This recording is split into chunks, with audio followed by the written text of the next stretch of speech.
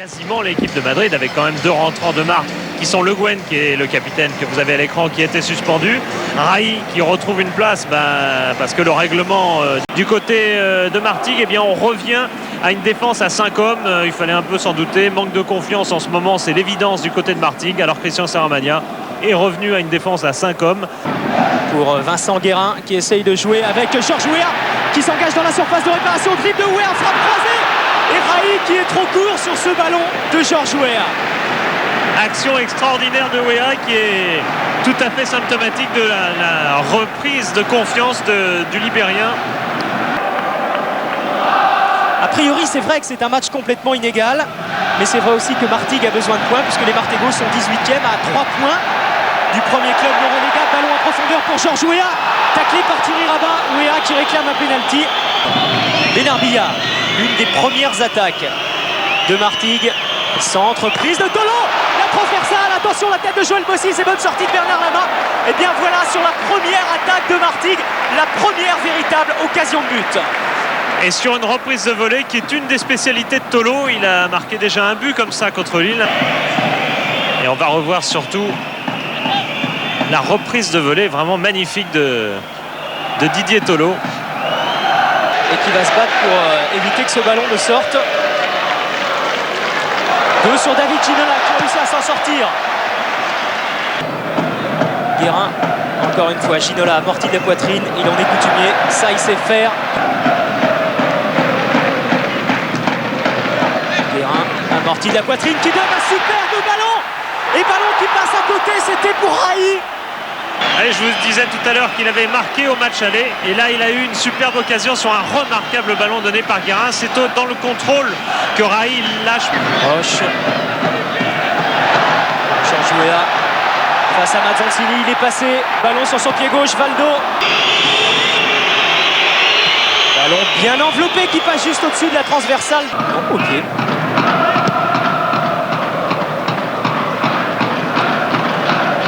Colter avec Weah qui essaye de remettre pour Colter et c'est Bouquet qui est le premier sur cette balle. Eric Durand qui est obligé de dégager au pied loin devant encore une fois pour Didier Tolo, mais Ricardo est là de la tête pour Bernard Lama qui est obligé de sortir de ses 18 mètres. Ça peut être dangereux et c'est d'autant plus dangereux qu'Ali Benarbia était sur cette balle. Rabat qui est déjà descendu avec Toulon l'année dernière et qui aimerait bien éviter évidemment que ça recommence avec Martigues. Frappe de Bouquet de loin et but! Et but de Maurice Bouquet, but extraordinaire. Bouquet qui va s'agenouiller avec Didier Tolo. Martigues mène 1-0.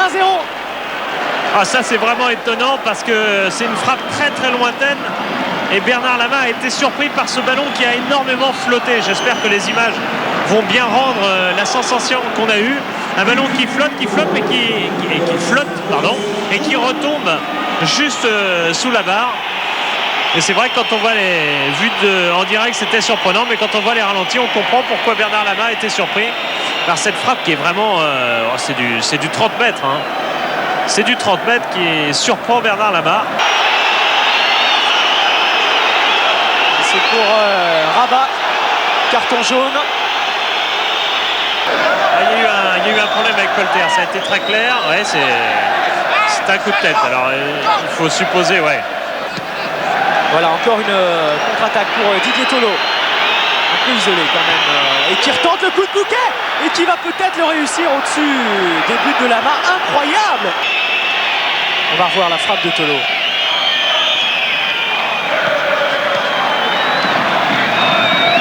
Christian, c'était des paroles forcément utiles quand elles viennent d'un entraîneur de première division qui était lui-même un international, un joueur de valeur.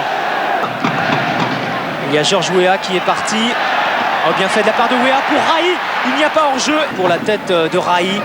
Ginola. Guérin de la tête. Et intervention de Fournier qui s'en va. Quel réflexe d'Éric Durand. Et quelle occasion pour le PSG. J'ai pas le ralenti là, Eric. Donc, alors on va revoir. Ouais. Ouais, Fournier qui s'engage entre Poulewachi et Rabat qui de l'intérieur du pied. Voilà, ballon pour Paul Le Guen. Frappe de Le Guen juste au-dessus. 3 buts cette saison de toute façon, Paul Le Guen, et 3 frappes de très loin. Et mi-temps sifflé par Monsieur Pochard. Centre de Ginola. Attention à cette balle de Raï de gauche qui égalise. Le voilà, le 4e but de Raï cette année. Il fallait le marquer en plus ce but car d'abord il est important et surtout cette balle elle est loin et il faut la redresser. Ce qu'arrive à faire Raï, on a toujours dit, souvent dit depuis qu'il est là qu'il manque de vivacité. Là il s'est retourné rapidement. Le geste a été rapide et précis. Et ce sera une touche pour le PSG. Joué par Le Guen. Longue touche que Raï essaye de prolonger de la tête. Ouéa à nouveau de la tête et Guérin qui intervient et qui marque le 2e but. 2-1 et le PSG d'entrer dans cette seconde période qui renverse complètement la situation. Mais ça c'est des choses qui arrivent parfois le dimanche matin. Prendre 2 buts comme ça en 1 minute, on se dit au niveau pro c'est pas possible parce que en une mi-temps ou en un début de match on n'est pas froid, on s'est pas laissé endormir, c'est pas possible. Si, au niveau pro, on peut aussi revenir dans ne pas vraiment réattaquer la 2e mi-temps bien sûr, mais ne pas vraiment revenir dans le match, être froid, pas physiquement parlant, mais être froid un peu psychologiquement, ne pas être vraiment là et se laisser surprendre comme ça 2 fois de suite, comme ça a été le cas pour Martigues en ce début de 2e mi-temps. Et vous avez vu quand même Philippe, à chaque fois sur les 2 buts, c'est Georges Weah qui de la tête donne ce ballon de but. Paul Orsatti qui est libre de club d'ailleurs, qui recherche un club à l'heure actuelle. Colter joue en appui avec Ricardo, ballon qui revient sur Weah et superbe sortie. Weah, oh superbe ce qu'a fait Weah, encore une fois, bonne anticipation d'Éric Durand. Il a très peu joué. Et la Fournier est passée. Et encore une fois, c'est Éric Durand qui est obligé de se jeter dans les pieds de Laurent Fournier.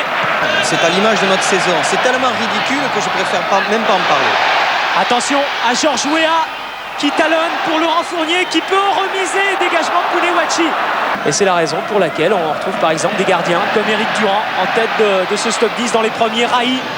Un beau geste technique du Brésilien qui donne en retrait pour Fournier. Le Guen, c'est superbe. Raï. Centre, il y a Ginola. De la tête. Ballon qui arrive sur Colter face à Raleigh Kera. Ginola. Qui repique au centre vers Vincent Guérin en appui avec Georges Weah qui est passé et sorti d'Éric Durand. Centre pour la tête de Georges Weah, il manquait quelques centimètres, il ne manquait en tout cas pas grand chose. Super ce que vient de faire Vincent Guérin qui va pouvoir centrer, lever la tête, crochette et remet le ballon sur son pied droit. Centre de Guérin, tête qui ne passe pas loin, tête de David Ginola. Colter. Centre de Colter, il y a Weah, il y a Raï également en retrait. Laurent Fournier qui peut donner pour Georges Weah qui est parti face à Éric Durand. Et ballon qui va être dégagé in extremis alors que Raï arrivait là. Et Georges Weah qui était parti. Ricardo l'avait vu à temporiser. Les Parisiens qui jouent à 2, à 3, à une touche de balle. C'est bien fait cette action. Bravo. Attaqué par Chatreuil qui peut remiser pour la tête de Georges Weah. Tête croisée qui passe juste à côté. Alors Valdo n'est plus là, donc c'est Vincent Guérin qui s'en va tirer les corners. Au premier poteau pour la tête de Ginola, il y a Bravo qui est juste derrière. Poulewachi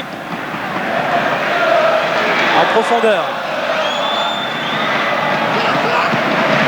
Centre pour Benarbia et Tolo qui va marquer, qui rate, qui marque quand même. Oh c'est incroyable, il y a eu une telle confusion. Et bien voilà, l'égalisation Martégal. Signé Didier Tolo sur une action on ne peut plus confuse.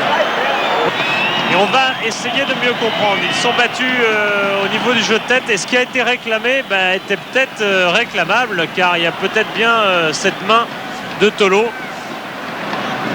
Le bras est tout de même collé encore au corps, mais enfin on peut quand même estimer sur ce dégagement, c'est quand même grâce à ce... Bon, il n'y a pas de mouvement de bras, elle est involontaire la main, c'est sûr. Ginola dans la surface de réparation et Georges Weah. Monsieur Pochard siffle la fin du match. Surprise, on ne va pas dire énorme surprise, mais surprise quand même. Donc avec ce beau match nul réalisé par Martigues ici au Parc des Princes contre le Paris Saint-Germain. Match nul, 2 buts partout.